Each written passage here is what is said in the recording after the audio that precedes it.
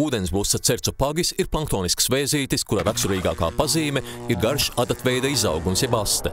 Tā var būt pat līdz 7 reizēm garāka par pašu vēzīti. Ūdensblusas dzimtene ir Kaspijas, Melnā un Azovas jūras. Baltijas jūrā tā pirmoreiz novērota 1992. gadā.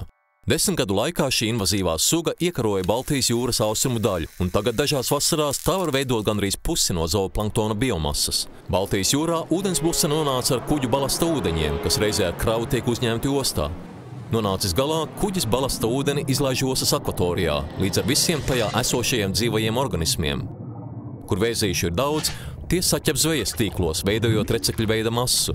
Tas samazina nozveju un rada zaudējumus zvejniekiem. Ieraugi jūru.